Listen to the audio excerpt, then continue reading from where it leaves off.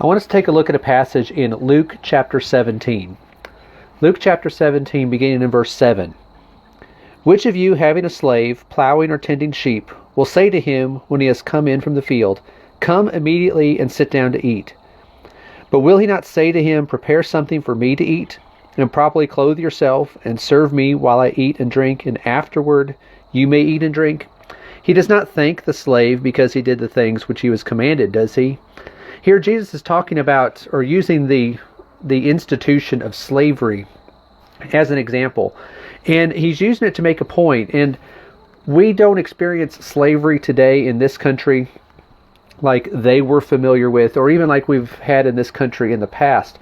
But we are familiar with the concept of slavery, where you have a master who is the one who is giving the orders, the one who is instructing the servant or the slave what to do. And then you have the slave who is carrying out the master's orders. And Jesus is saying here that if you are in the master position, you don't thank the slave because of what he did, because he's simply following orders. He's simply doing what he should do. And that's simply what is to be expected. The slave isn't earning anything. The slave isn't working his way up to some better position.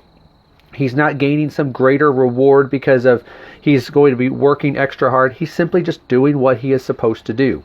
Jesus used this to illustrate the relationship that we have with God, as the Lord is our master. In Luke chapter 17 and verse 10, the very next verse, he says, So you too, when you do all the things which are commanded you, say, We are unworthy slaves. We have done only that which we ought to have done. When we think about our relationship with God, He is the master. We are the ones who are in the position of the slave, of the one who is instructed what to do and having to carry out the wishes of the master. When we do that, when we carry out those wishes, we're not earning His favor. We're not making it so that God owes us a home in heaven. We cannot earn our salvation. The scriptures are very clear about that we are saved by the grace of God. But notice what Jesus says here, because there are people who recognize that we cannot earn salvation. But from that truth, they then come to a conclusion, which is not a biblical conclusion. They come to a conclusion that, well, we don't have to do anything. There's no works involved, that God doesn't expect us to obey Him, or that's not required. Jesus made a point here in Luke 17 and verse 10 that it is when you do all that your master has said, you say that we are unworthy slaves, we've done only that which we ought to have done. There's the expectation that we are going to be doing what God instructed us to do. That this is not where we are just, we're going to be saved by the grace of God and we don't do anything. That we are completely passive in this. Salvation is only possible because of the grace of God that He has extended to us. But we certainly do have to carry out His will. We have to do what He has expected us to do. So we need to remember that when we do the things that God has instructed us to do, we are not earning anything. We're not making it so that God owes us a home in heaven.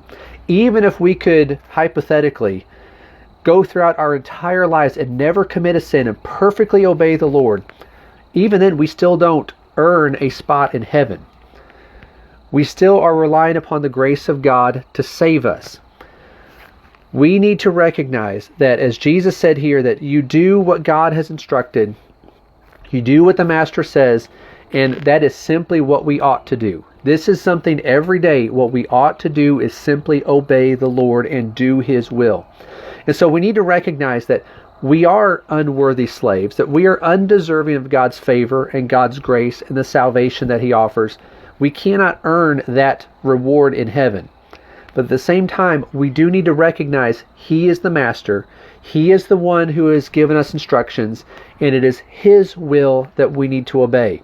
And so I want to encourage each one of us to remember that and to be daily active and busy in doing the Lord's will as the good servant that we ought to be. Thanks.